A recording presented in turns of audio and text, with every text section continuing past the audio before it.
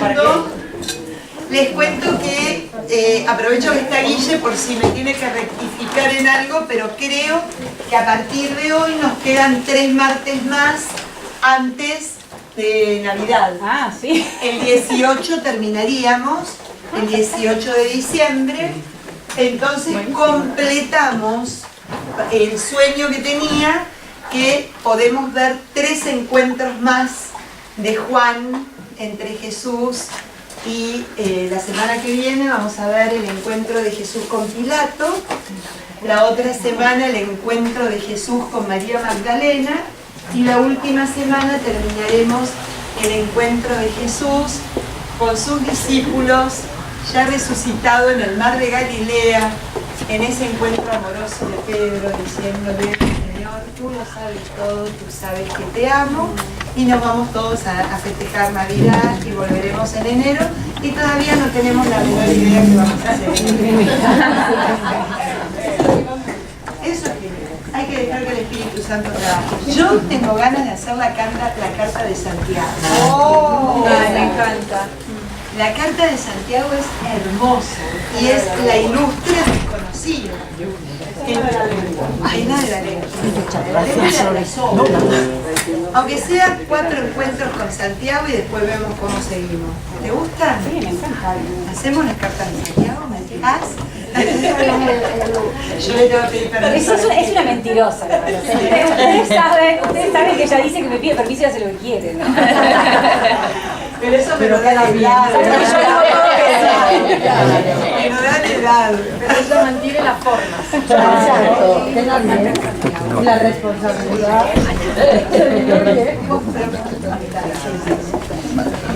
Bueno, hoy vamos a tener un encuentro que es, para mi gusto, espectacular por todas las aristas que toca. Hoy tenemos al Señor. Vamos ahora, cuando empecemos, vamos a hacer un raconto, simplemente mencionar los encuentros anteriores para que todos estemos en la misma página y para que podamos disfrutar el encuentro de hoy. El encuentro de hoy va a ser con Lázaro muerto, con Marta y con María. Es el encuentro con los amigos. Hoy es un día dedicado a los amigos y además es un día en donde vamos a dar gracias. Muchas gracias. Vamos a ver de todo lo que nos habla este Evangelio, que siempre lo tenemos como referido al tema de la muerte, ¿no? El tema de la muerte es el que muchas veces se utilizan los funerales, porque es cuando el Señor habla en donde quien cree en mí no morirá jamás, sino que tendrá la vida eterna. Entonces siempre nos quedamos parados ahí. Pero vamos a ver todo lo que trae este Evangelio para que nosotros, como los anteriores, podamos vivirlo ya hoy, en este momento que estamos, en la situación en que estemos. Pero bueno, vamos a empezar. Voy a tomar una oración muy linda de Inés, en un libro que lo pueden conseguir acá. Después, si les gusta lo que vamos a hacer, una pequeña reflexión tomada del libro de ella. Para empezar, en el nombre del Padre, del Hijo y del Espíritu Santo. Amén. Jesús, tú sabes cómo estamos, sabes quiénes somos, conoces lo que ocultan nuestras piedras y el mal olor que nos da miedo poner al descubierto. Estamos enterrados, estamos sepultados, pero queremos escuchar tu voz poderosa que nos llama por nuestro nombre, devolviéndonos la identidad que habíamos dejado atrás y nos ordena salir afuera para vivir. Queremos escuchar tu voz, Señor. Sabemos que nos estás llamando para devolvernos la vida. Ya es hora de salir afuera y de quitarnos las vendas que atan nuestros pies y nuestras manos para comenzar a caminar de una manera nueva. Te pedimos, Señor, en esta mañana que nos des la luz, que nos des la fuerza, que nos des la voluntad para poder realmente comenzar una vida nueva, una vida de recién nacidos, de recién vueltos a esta nueva oportunidad, a esta nueva aventura que tú nos invitas en cada momento. Que tengamos la fuerza para correr las piedras, que tengamos la fuerza para que el perfume de nuestra fe sea mucho más fuerte que el olor fétido de aquello que está muerto dentro nuestro. Te lo pedimos a vos, que vivís, reinás y estás con nosotros hasta el final de los tiempos. Amén. Del Padre, del Hijo y del Espíritu Santo. Amén. Vamos a recorrer un poquito los encuentros. Así hacemos, para les cuento que tengo 3 PowerPoint para enviarles y les voy a pedir un grandísimo favor. El último día, antes de que nos despidiéramos para Thanksgiving, algunos me dieron su email y, antes de irme a Israel, y yo no encuentro ese papelito. Entonces les voy a pedir, los que se anotaron el último día, pásenmelos, así les puedo volver a mandar lo que les mandé al resto y mandarles estos 3 que preparé ayer para mandarse de los últimos 3 encuentros. Bueno, el primer encuentro, ¿se acuerdan?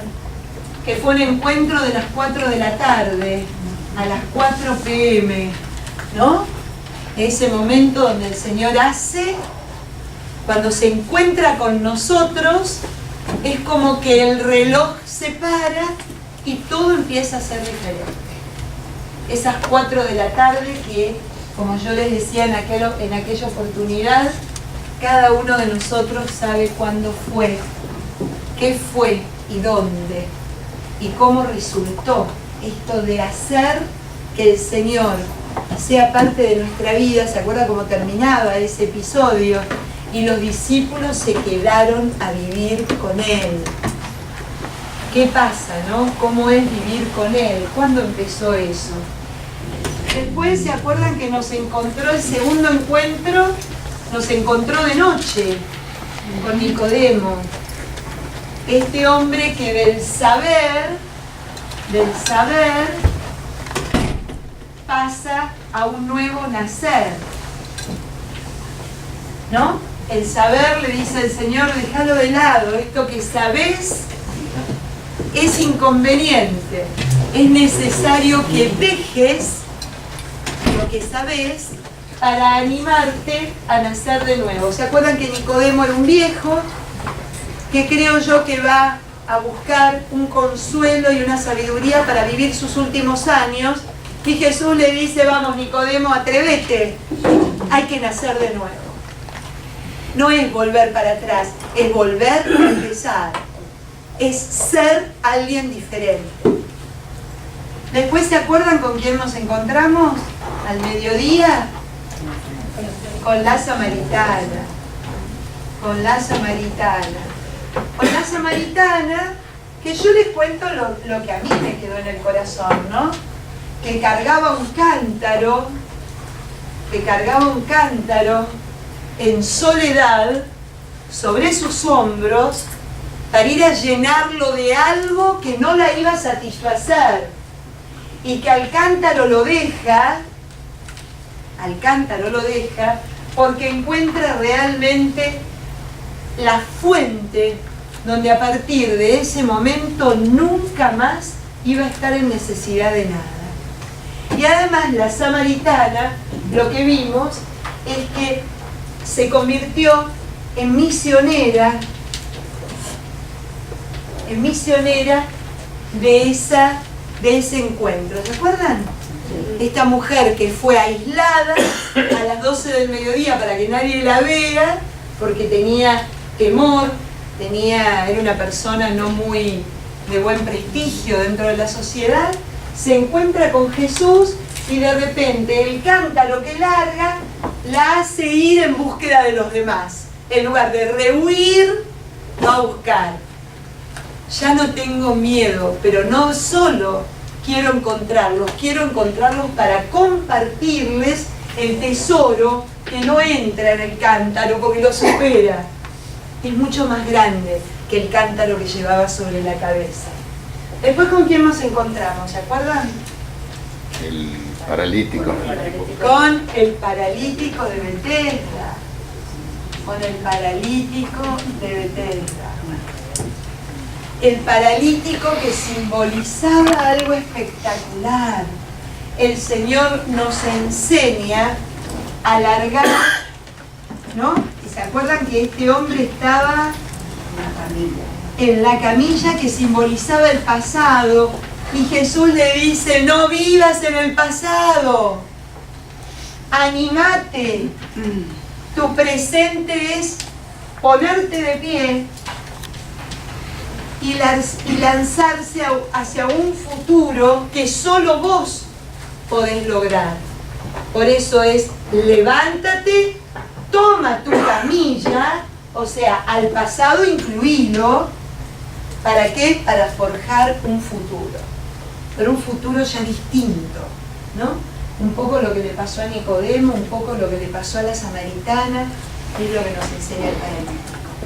Y después, ¿con quién nos encontramos? Vamos a seguir por acá. Bueno, no me alcanza, tendría que haber empezado.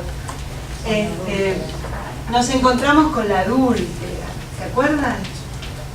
La adúltera, ¿no? Esta adúltera, que a mí lo que me quedó en el corazón es ¿quién te condena? ¿Quién condena, no? Esta cosa de que Jesús le hace sentir que no es condenada, que es amada, que es recibida, y que también en la frase última de ese encuentro, en el vete y no peques más, le regala libertad. Este Señor que la recibe como es y que de alguna manera la catapulta a vivir una vida en libertad, una vida sin cargar ninguna culpa. La culpa nos esclaviza, la culpa nos oprime, de alguna manera también nos instala, ¿no? Y otra cosa, también en la adúltera aprendimos, ¿no? Esta cosa de la facilidad que tenemos de juzgar más hacia afuera, de mirarnos hacia adentro, ¿no? Quien está libre de tirar la primera piedra, que la arroje. Un poco en este encuentro veíamos varias cosas. La semana pasada tuvimos acá el encuentro muy especial que era con el ciego. El ciego, que de ciego no tiene nada, porque es un ciego que ve mucho más que lo que ven lo que están a su alrededor. Un ciego que se da cuenta realmente quién es el Señor y que de nuevo, como Nicodemo, ve en contraposición a la sabiduría de los que lo rodeaban. De nuevo la sabiduría volvió a quedar como en segundo plano, ya que este ciego, analfabeto y completamente deshabilitado, le hace mostrar, o quiere mostrarle a los doctos de la ley quién era realmente Jesús. Cómo saber de Jesús no es a través de los libros, no es aprendiendo la ley, no es aprendiendo los reglamentos que dio Moisés al pueblo, sino que es la experiencia de sentirse sanado, de sentirse liberado, porque también este ciego ve, y a este ciego también le regala la libertad, porque ¿se acuerdan cómo empieza el episodio? Los que vinieron la semana pasada, ¿cómo arranca el episodio? ¿Quién pecó? A ver, ¿este es ciego por el pecado propio o por el pecado de los padres? Otra vez, el problema que cargo en mi vida es un problema porque me lo merezco. Algo que atenta de nuevo contra la libertad y contra el amor de Dios. Acuérdense que no en Juan, pero en otros evangelios el Señor vive diciendo una y mil veces: no he venido por los sanos, sino que he venido por los enfermos. Y lo que le pasa al ciego es que tiene la dicha que a través de su ceguera, me sale en inglés disabled, de su incapacidad, de su incapacidad, lo que va a poder vivenciar es la gloria de Dios en su vida. Cómo obra el Señor en lo malo, cómo de lo malo saca lo bueno, porque no existe tal mal, no existe tal mal. El hombre, Dios no quiere el mal para el hombre, siempre quiere todo aquello que nos lleva al bien, a poder vivir la plenitud del amor en libertad y poder sentirnos realmente amados. Y así es como termina el ciego. Cuando al ciego lo expulsan de la sinagoga, Jesús no se deshace de él. No lo curó simplemente para que el pobre hombre le vaya peor curado que ciego. Cuando se entera de que había sido expulsado, va y lo busca y lo convierte en un discípulo suyo.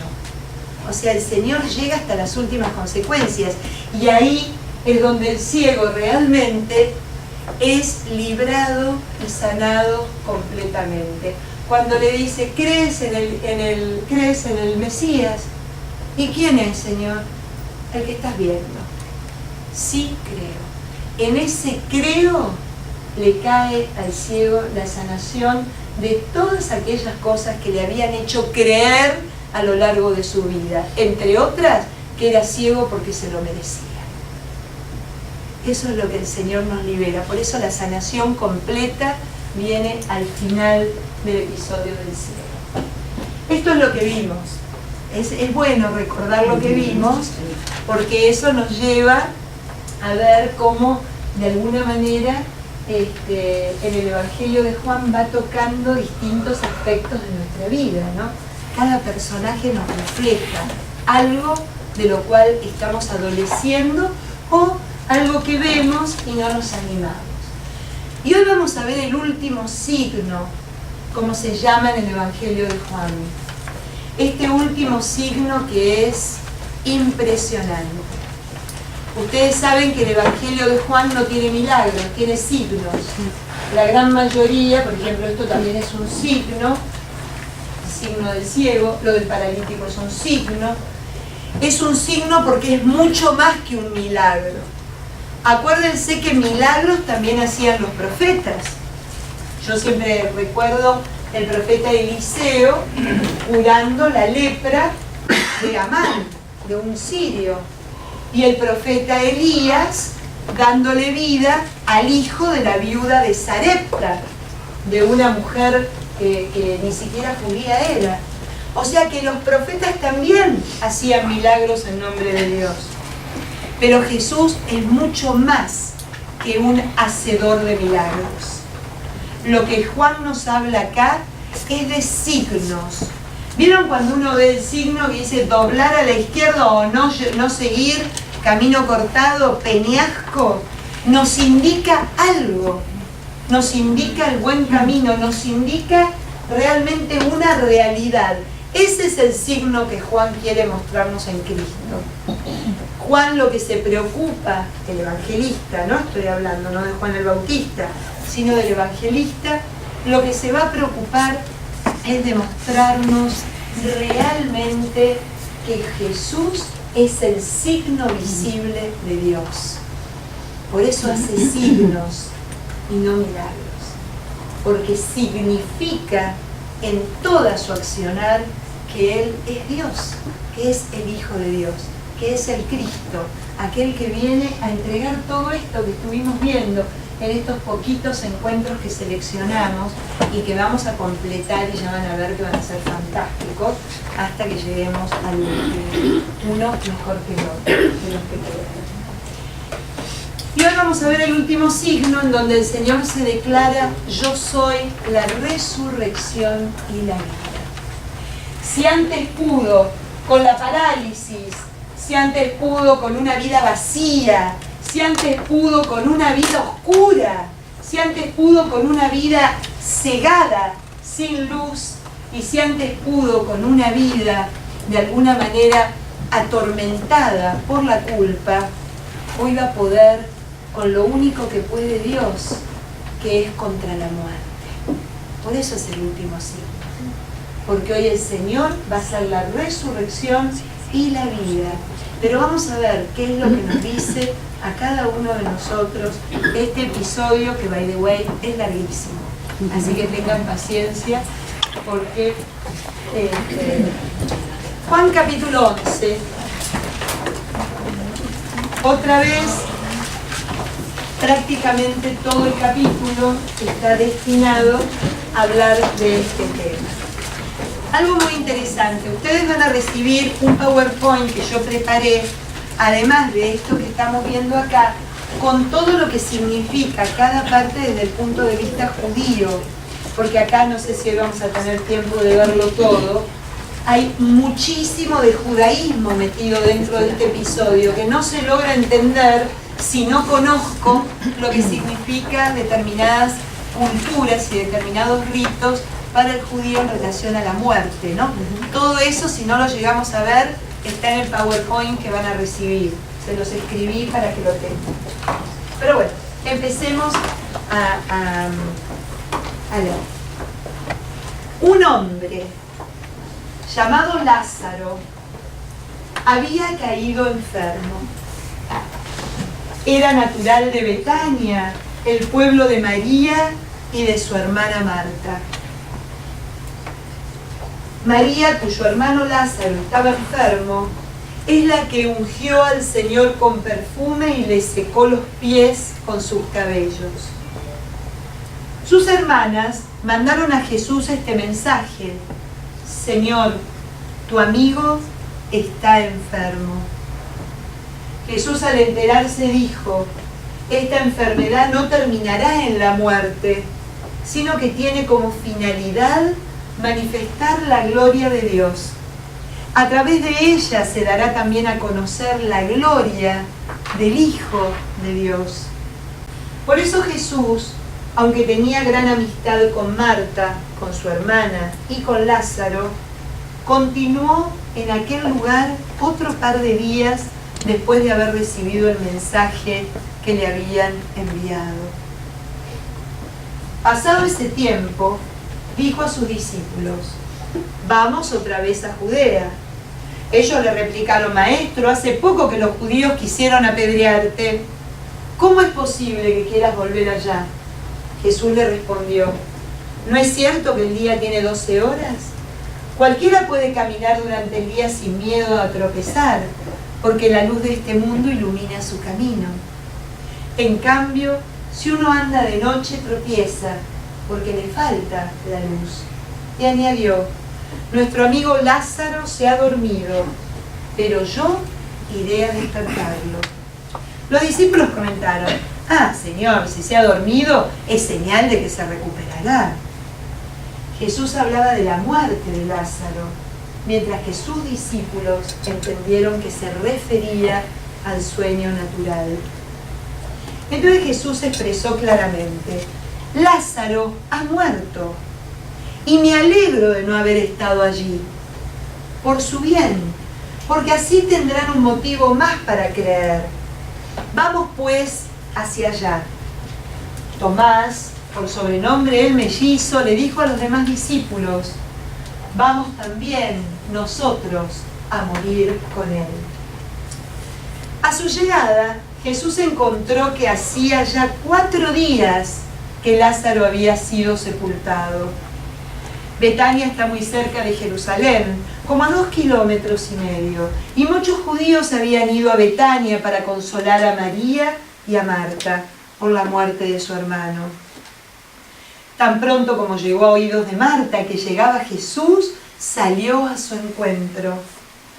María se quedó en casa y Marta le dijo a Jesús: Señor, si hubieras estado aquí, no habría muerto mi hermano. Pero aún así, yo sé que todo lo que pidas a Dios, Él te lo concederá.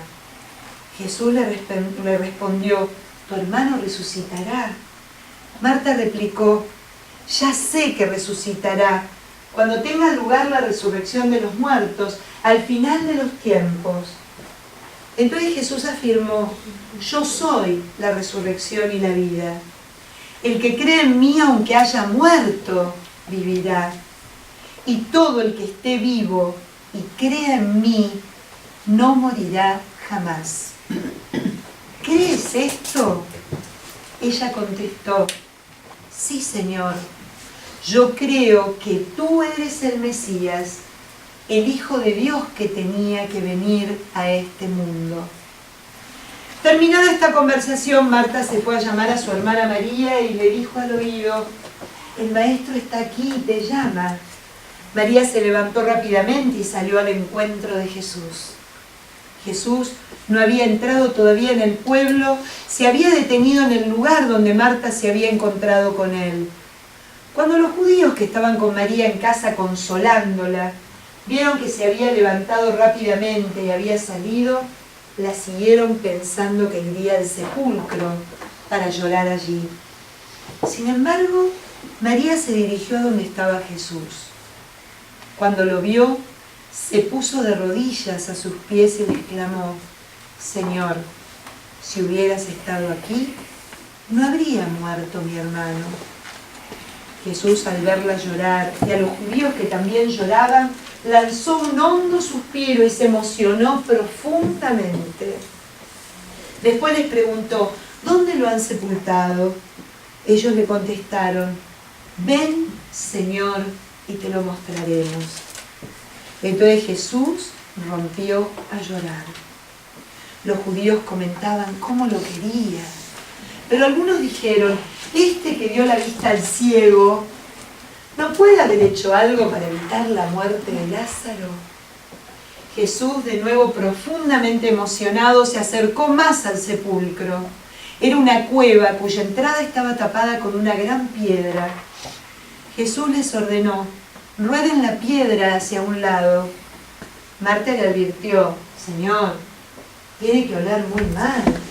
Hace 4 días que murió. Jesús le contestó: ¿no te he dicho que si crees verás la gloria de Dios?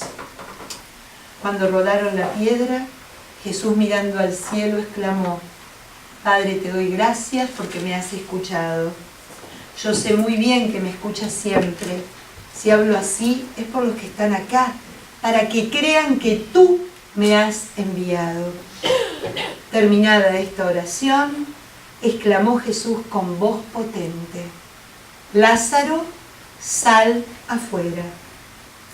El muerto salió del sepulcro, tenía las manos y los pies vendados y la cara envuelta en un sudario.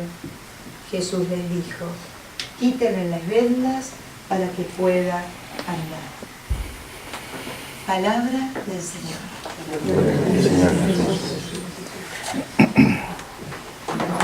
Hermoso, ¿no?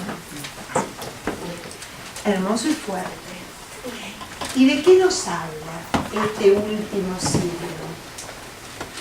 Nos habla de muerte, nos habla de vida, pero por sobre todas las cosas nos habla de algo que queda escondido. Nos habla de la esperanza cristiana.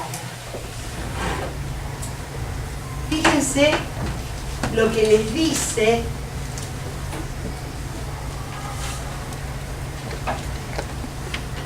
lo que le contesta Jesús a Marta, salteándome un poquito, ¿no? Después vamos a ir por parte, pero el core, la esencia, utiliza 2 verbos. Si crees, verás. 2 verbos. Si crees, verás. El último versículo del Evangelio de Juan, Juan nos dice: si esto fue escrito con una intención, para que creamos, para que nos animemos a creer. Y lo repite constantemente. El verbo creer es el que más aparece en este evangelio. ¿Saben por qué? Porque es lo que más nos cuesta. Entre estos dos verbos radica nuestra esperanza.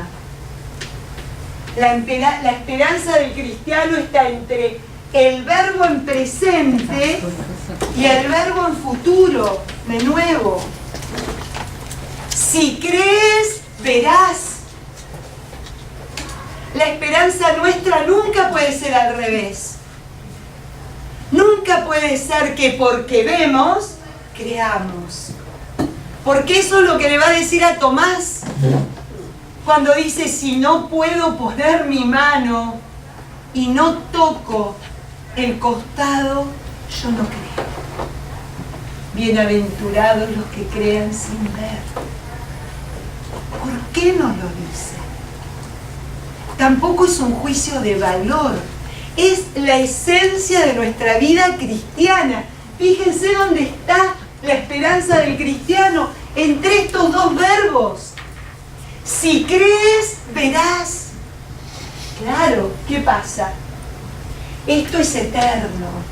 O díganme, ante una enfermedad, ante una pérdida, ante un dolor, ante un desgarro, si no es eterno, el creer hasta el ver. Pero es lo que hace diferente nuestra vida. Es lo que hace completamente distinto nuestro vivir. Ahí radica la esperanza, entre estos dos verbos. Acá el Señor nos está queriendo decir, cuando pasa esto, es cuando se culmina. Fíjense en casi todos los evangelios sinópticos, cada vez que el Señor cura, no le dice, ya está, le dice, tu fe te ha salvado. La fe que tenías antes de llegar a mi presencia. Es tu fe la que te salvó. No es la magia o el poderío de Dios. Después en otro evangelio, en el de Lucas, va a decir, en Nazaret casi no pudo hacer milagros porque no encontró fe en el pueblo. Y son muy pocos. Fíjense, todo lo que leímos nos exhorta a que meditemos ahí. ¿Creo, Señor? ¿Creo realmente? ¿Creo realmente? ¿O necesito? Bueno, veremos. Según como salga la historia, es lo que voy a ofrecerte. ¿Le creemos a Dios? Por eso es un evangelio que nos va a quitar de la muerte y nos va a llevar a la vida si somos capaces de responder eso. Porque cuando no creemos y lo ponemos a prueba, andamos como Cleofás, tristes por el camino contando una historia pasada. No alguien que está conmigo hoy atravesando el valle o algo penoso o angustiante. Por eso andamos tristes, porque no creemos. Porque sabemos mucho, pero de acá a acá hay un abismo tan grande como el del rico y el Lázaro, infranqueable. No le mandamos el mensaje, ¿no? Mirá que creo, como diría el Papa Francisco, comunicáselo a tu cara, porque tu cara todavía no se enteró de que Jesús es la resurrección y la vida. Pero es así. Estamos terminando el año litúrgico. Estamos preparándonos para recibir al que es la resurrección y la vida. Y es un momento espectacular para preguntarnos si realmente creemos en Él. Porque el cuento es fantástico. El Evangelio es lindísimo. ¿A quién no le gusta? Hasta a los judíos les gusta el Evangelio. No creen, pero les gusta. Yo leí a varios autores judíos que hablan loas de cada parte de los comentarios de cada uno de los evangelistas, pero no creen. ¿A mí qué me pasa? Porque ¿saben qué? es la esencia de esto. Es la esencia. Acuérdense que Marta es la que limpiaba a Lucas y la que se perdía de estar a los pies del maestro contemplando lo que él le enseñaba. Capítulo 9 del Evangelio de Lucas. El encuentro de Marta, María y Jesús. Pero acá Marta es la que toma la iniciativa, y claro, qué genial, porque en la confianza que desata este maestro en la intimidad y en la intimidad de la amistad, sin inclusive hacerle ningún reproche demasiado duro, si hubieras estado acá. Claro, la impaciencia, ¿no? ¿Qué pasa, Señor, que no hiciste esto como yo lo esperaba? O que no impediste que pasara esta tragedia. Este Dios que se atrasa, como se atrasó en el Evangelio de Juan, que lo vemos cómodamente charlando con sus amigos. Vamos a quedarnos un ratito más. Pero ¿cómo? No, salgamos rápido. Los tiempos de Dios. Porque cuando creemos, vemos en este mal que estamos viviendo, o en el que pasó, o en el que no podemos salir. Cuando creemos, lo vemos como oportunidad y como la bendición más grande que nos pasó en nuestra vida. Por eso habla de que el que cree no muere, sino que tiene la vida eterna. También Juan permanentemente va a hablar, ¿se acuerdan? De lo que significa creer para el Evangelio de Juan. Para el Evangelio de Juan, creer es siempre tomado desde el punto de vista semítico. No es creer como una función intelectual. Cuando creo en el Evangelio de Juan, lo tomo todo. Si creo en Dios, tomo todo a Dios en mi vida y le creo a Dios. No tomo aquello que me conviene, o aquello que me hace políticamente correcto, o hace inclusive hasta que luzca bien creer en este Dios frente al resto. Lo tomo todo. Por eso, esto de la vida eterna. Es un evangelio profundísimo, por eso es el último signo. Porque además cuando creo, ¿se acuerdan que lo bueno es poder elegir el personaje donde estoy? Lázaro soy yo. Lázaro soy yo, que vivo en una sepultura, porque vivo sepultada por mis miedos, por mis angustias, por esta vida desfigurada, de vivir una vida prestada, no una vida verdadera desde quien soy. Soy yo Lázaro, cosida y atada a un montón de situaciones que me vienen de afuera y no de adentro. Por eso este evangelio nos invita a meditarlo tanto en profundidad, que para mí no tiene desperdicio, ¿no? Cada cosita es pueden decir algo, ¿no?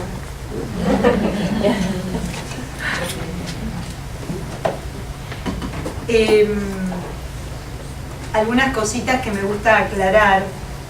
Yo les contaba que tiene mucho del ritual judío, de la sepultura.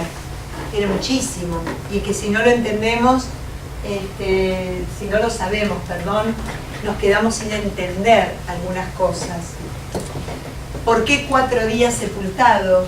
Porque según la creencia hebrea, durante 3 días el alma vive rodeando permanentemente el cuerpo, ¿no?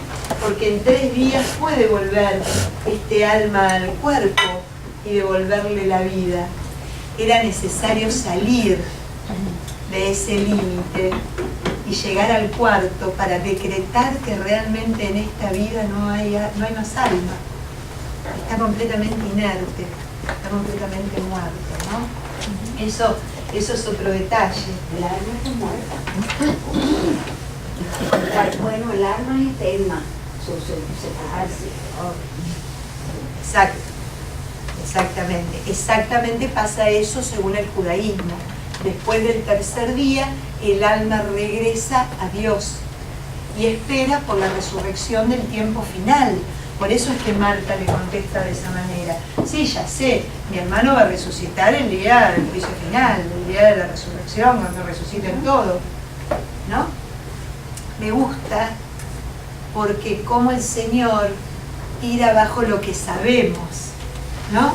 Le tiró abajo lo que sabía Nicodemo, le tiró abajo el otro día todo lo que sabían los doctores de la ley con el ciego, y ahora le está tirando abajo lo que sabe muy bien Marta, porque es una judía piadosa. Sí, sabemos. No, Marta. Soy yo la resurrección y la vida. El que cree en mí no morirá jamás. Les contaba que la figura de Marta y de María es esencial y lo que simboliza. Marta, que sale a buscar a Jesús, transgrede la ley hebrea. Porque la ley hebrea dice que por una semana los deudos de una persona fallecida no pueden abandonar la casa. Y en la casa tienen que estar en una situación, tampoco pueden estar de cualquier manera. Tienen que estar en una situación bien concreta, sentada en un banquito bajo, descalzos, tocando el suelo, y lo único que se le permite hacer es hablar del difunto por 7 días. ¿No? Ay, Dios mío. Perdónenme, pero más que cansancio, ustedes no saben la sanación espiritual. Porque se habla y se recrea y se trae a la vida y se agota. Y la comunidad que hace, la comunidad mantiene y sostiene a estos deudos. Les llevan la comida todos los días, los asisten en todo lo que puedan necesitar en la casa. Lo único que ellos tienen que hacer es recordar al deudo. Es un proceso de sanación antiquísimo que tiene miles y miles de años. Entonces, ¿qué pasaba? La que estaba cumpliendo de nuevo con lo que debía hacer era María. De hecho, que María estaba al lado de, rodeada en su casa, rodeada de ¿qué? De los familiares y de los amigos, y que cuando se paró, ¿vieron lo que decía? Pensaron ellos que iba a la sepultura, porque si un lugar en que pueden ir es al cementerio, a llorar a la sepultura. Entonces se fueron todos, pero no. María se fue a encontrar con el amigo. Dicen los que saben de Juan que la primera resucitada fue María, porque al levantarse y al salir del ritual va hacia el que es la vida, sin miedo al que dirán, sin miedo a quedar, uy, mirá cómo transgredió la ley de Moisés. La primera en ser elevada y levantada fue esta María, que de nuevo salió al encuentro con este reproche, ¿no? Si hubieras estado aquí, Señor. Pero ya postrada,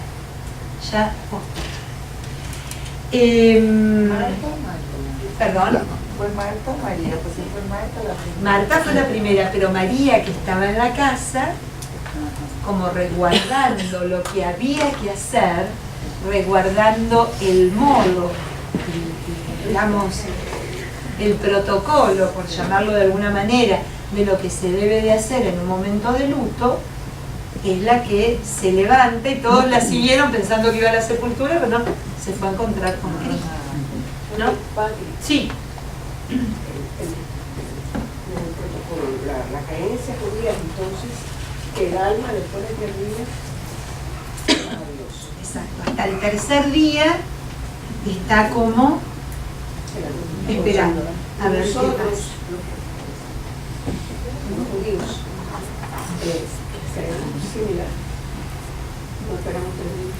Claro, no creo que tengamos un tiempo, porque bueno, este evangelio cambia la mirada cristiana, por empezar.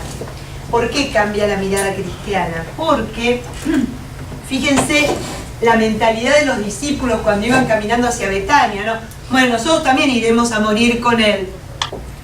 Todo habla de muerte, de algo cadavérico, de algo que da mal olor, de algo que se terminó. Jesús nos propone otra cosa. Jesús nos llama a la vida. A partir de él, aún muerto, la persona no muere.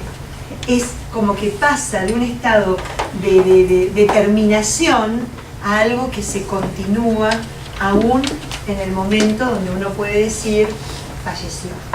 Esa persona no murió, vive y está. Y está. Y por eso nosotros creemos en la comunión de los santos, ¿no? Y por eso creemos definitivamente en el Dios de vivos y no de muertos, porque es el Dios de Abraham, de Isaac y de Jacob, dice en otra parte del Evangelio. Entonces, creo yo que la mentalidad cristiana cambia rotundamente con la mirada de Cristo. Es una esperanza distinta, porque es la esperanza que hay en el querer y en el verás. ¿Le creemos o no le creemos? Es genial preguntar eso, porque es el centro de nuestra fe. Es el centro de nuestra fe. Nosotros vamos a la muerte como otra filosofía de vida. Claro, pero aún en nuestra vida somos invitados a vivir de otra manera. Porque también el Señor es el que resucita en mí todas aquellas cosas que están muertas. Y que no me atrevo, que como Marta le advierto, momentito Señor, si yo te muestro esto, no sabes el olor que tiene. Y Él sin embargo me sigue pidiendo que corra la piedra. ¿La piedra de qué? ¿De qué? Porque acá es donde por eso yo le decía que somos nosotros, Lázaro. Nosotros estamos metidos adentro de esa cueva. ¿Y por qué nos metemos adentro de esa cueva? Cuando el hombre perdió la amistad y la relación directa con Dios, esa relación de desnudez, lo primero que hizo fue esconderse. Fue meterse en un lugar para no ser visto. ¿Se acuerdan? En el paraíso. ¿Dónde están que no los veo? Y este sepulcro, ¿cuántas veces lo tallamos con nuestras propias manos? ¿Cuántas veces nosotros hacemos el hoyo en la piedra más grande, más profunda, y nos metemos ahí? Y hoy el Señor viene a recordarme, yo soy la resurrección y la vida. No me invita a que viva como un muerto que respira. Me invita a que sea alguien que honra esta vida que me es dada y que me la da Él para algo. Ahí está la diferencia. Por eso, ese es el meollo de este Evangelio. Porque puedo no todavía haber pasado de esta vida a la otra, puedo estar viviendo esta vida como un cadáver, sin darle esperanza a nadie. Eso es a donde me lleva el Evangelio de Juan esta mañana. A que no tenga miedo, a que me atreva a darme cuenta que es lo que me tiene sepultado, atado. Fíjense qué cosa más linda que hoy leía en un libro, estos días leía en un libro preparando este tema, que a los muertos se los ataba, ¿no? Se los ataba como momias, con las vendas para enterrarlos en ese momento, inclusive al mismo Jesús, ¿no? Se lo ató y se lo preparó para llevarlo al sepulcro. Y a los bebés cuando nacen también había costumbre de hacer lo mismo, ¿no? El chorizo famoso. Decía mi mamá que los ataban así para que salgan derechitos los chicos, para que no tuvieran falla. A ver, qué fuerte, ¿no? Y el Señor nos invita a nacer desatados, a que nos animemos a romper las vendas, y que si hay fallas, lo invitemos como hizo María. Ven y verás dónde lo pusimos, Señor, mirá, acá está mi falla, acá está mi malformación, esta que traté toda la vida de ocultar, bajo un montón de vendas que me las pusieron y yo las contuve y las mantuve, no sea cosa que se vea. Y eso es lo que le da mal olor a mi vida y a la de los demás. Eso es a lo que nos invita este episodio de Lázaro. Que no solo nos quedemos contemplando algo que todavía no sucedió, bueno, a lo mejor tenemos la suerte de que no nos sucedió en forma cercana a ninguno de nosotros, con alguien querido.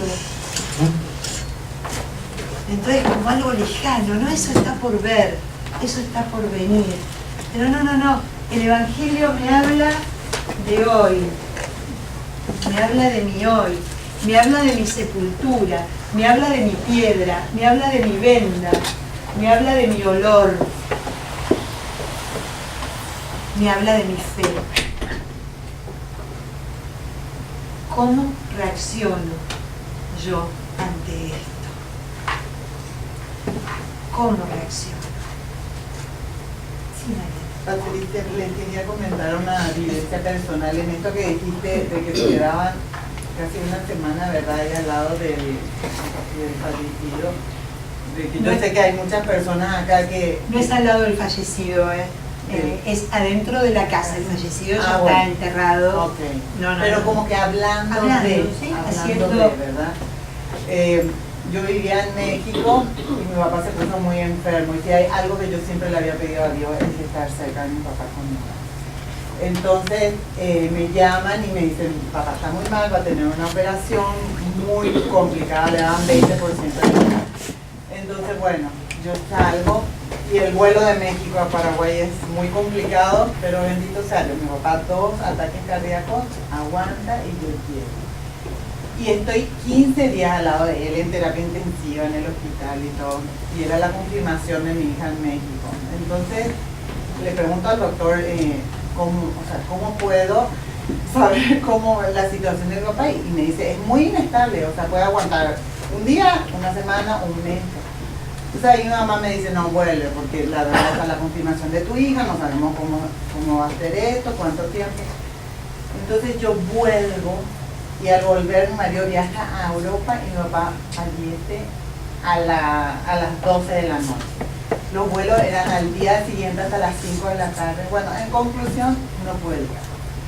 No pude llegar y yo ya me había despedido. La verdad, yo cuando estuve con mi papá y iba a viajar a México, me despedí llorando de mi papá porque yo sabía que tal vez yo no lo iba a volver a ver. Digo, ¿qué pasó? Que yo hice toda este proceso sola en México, porque no hay otra forma sino estar al lado del difunto. Y como dicen, todo esto que fue el velorio, que cada persona que llega te hace acordar de tu papá y que tú lloras con cada persona que te cuenta una historia de tu papá. Gente que nosotros nunca habíamos conocido venía y decía, mi papá era ingeniero, tu papá me ayudó a terminar mi casa, tu papá, o sea, cosas que mis hermanos después me contaban, yo no podía, o sea, dice, Dios mío, eso hizo mi papá.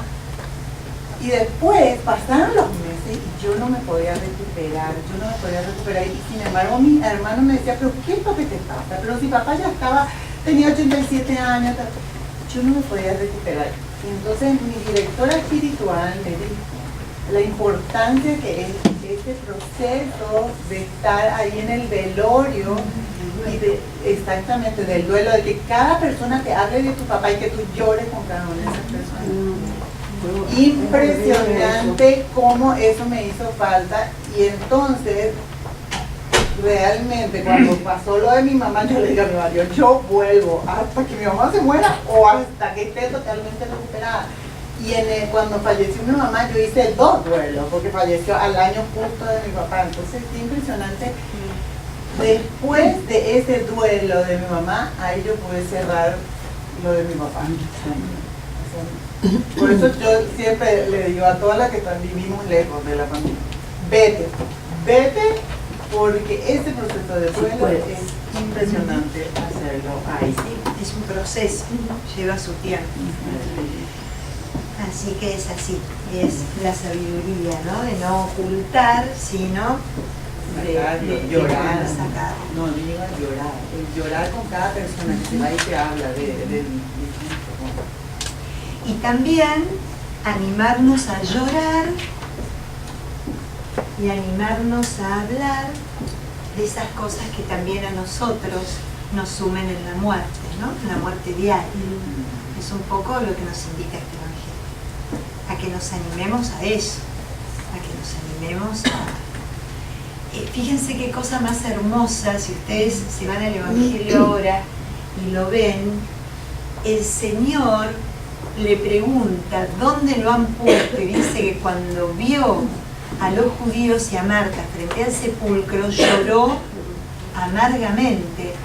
Y fíjense que recién después de haber hecho empatía con el dolor humano, vuelve a aparecer el Dios que le dice: Lázaro, sal.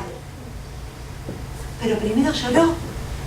Es en el Evangelio donde tenemos al verdadero Dios y al verdadero hombre.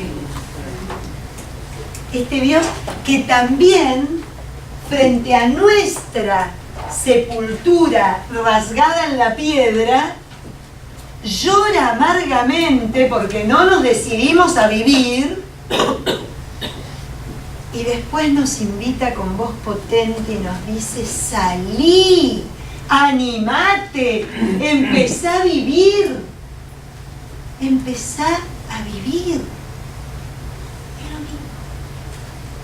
Es lo mismo. Es lo mismo. Fíjense qué paralelo, ¿no? Qué paralelo.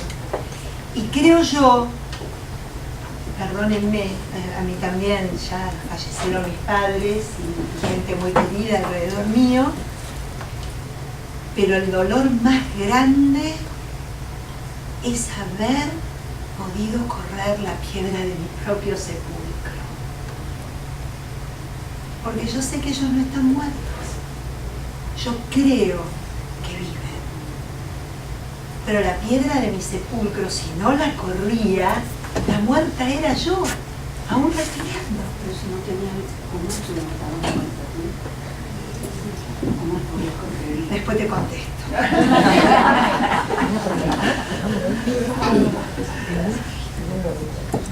¿No? Esa es la que más cuesta. Créanme que esa es la que más cuesta. Y es ahí donde el Evangelio se hace carne, donde el Evangelio se hace realidad y cobra sentido. Y acuérdense que el Evangelio no está para que nos castiguemos si no creemos. Está para... De quitarle las vendas. Ahora está en él, en Lázaro, salí. Ahí está. Está ahí la decisión propia del que está dentro.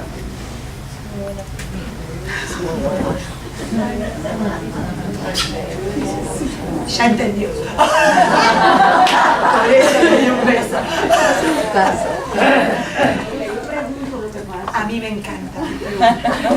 Pero un poco los tiempos de Dios depende también. Que es así. Pero es así tal cual, el trabajo comunitario, ¿no? Hay algo que la iglesia... ¿Cómo? Claro, porque nadie se salva solo. No nos salvamos solos. Y cuando hablamos de salvación, todos piensan en el día del juicio final. No, muchachos, la salvación es hoy. Acuérdense, hoy es la salvación. Lo que va a pasar más adelante no tengo idea. Hoy es la salvación. Y nadie se salva solo. Esto es en un contexto comunitario como nos decía Juana, ¿no? En un dejarse, en un dejarse, en un dejarse. Cómo nos cuesta dejarnos. Y eso también es porque fallamos muchas veces en este trecho, ¿no? En este trecho. Es así. Yo traje algo de Inés que me encantó. Me acordé que lo había leído y ayer a la noche buscándolo lo encontré. Que lo escribió hace muchos años, me parece, al menos hace un montón de años que tengo yo este librito. Y lo marqué para que lo terminemos como reflexión entre todos. ¿Les parece bien? De este Evangelio. Dice así: a lo largo de las distintas etapas de la vida, hemos ido enterrando y ocultando pedazos de nuestra identidad en las cavernas de nuestras entrañas y de nuestro corazón. Experiencias de pecado, situaciones de injusticia y sentimientos de profundo dolor que hemos sepultado en lo oculto y tapado con enormes piedras, para que nada ni nadie pudieran desenterrar, ni siquiera nosotros mismos. No podemos tener acceso a lo que está enterrado. Es más, muchas veces no tenemos ni la más mínima idea de lo que hay detrás de esas piedras. Lo que sí tenemos es la certeza de lo que está adentro, es la certeza que de que lo que está adentro huele muy mal, huele a muerte. Jesús nos pregunta hoy: ¿crees que yo tengo poder para dar vida nueva a aquello que has enterrado y dado por muerto? ¿Crees que yo puedo hacer vivir aquello que has puesto detrás de la piedra de tu enojo, de tu olvido o de tu depresión? ¿Crees que yo puedo despertar lo que has dejado dormido durante tanto tiempo? ¿Sacar a la luz a lo que ha permanecido oculto? ¿Desatar lo que está atado adentro? ¿Darle vida nueva a cada una de tus muertes? ¿Lo creemos? Si lo creemos, el Señor necesita nuestra colaboración y nos pide que lo llevemos a la entrada del sepulcro, que le mostremos el camino que hemos andado para enterrar y esconder lo que consideramos muerto, y que le señalemos la piedra que tapa nuestro sepulcro interior. Que le digamos: ven, Señor, y lo verás. Esas piedras tienen atrapada y muerta nuestra identidad. No podemos seguir creciendo en el camino al corazón si hay algunos tramos del camino que quedaron para siempre bloqueados por las piedras que nos traban el acceso hacia partes de nuestra propia historia.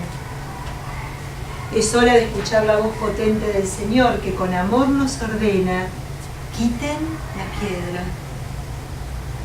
Si nos atrevemos a sacar las piedras, aunque nos parezca que no podamos hacer nada, Jesús desciende a estas cavernas escondidas a las cuales no tenemos acceso y nos purifica hondamente con la fuerza de su resurrección. Jesús llega con su poder a estos lugares nuestros que están muertos y hace brotar allí la vida. Quizás nos preguntemos con miedo lo mismo que Marta y María: ¿cómo me puede pedir Jesús que saque la piedra? ¿Con qué puedo encontrarme detrás? Escondidos y agazapados pueden estar las fieras y los monstruos de mi interior, aquello que he dejado sepultado hace tanto tiempo y que huele a muerte. Pero creo que vale la pena. Creo que vale la pena. vale la pena porque si algo tenemos en claro, que el Señor nos invita a vivir y a vivir en plenitud. No podemos tener miedo a vivir, no podemos tener ganas de vivir a medias. El Señor quiere todo, y quiere todo porque nos quiere felices, y el que vive a medias no es feliz porque siempre está pensando qué es la otra mitad, de qué se trata.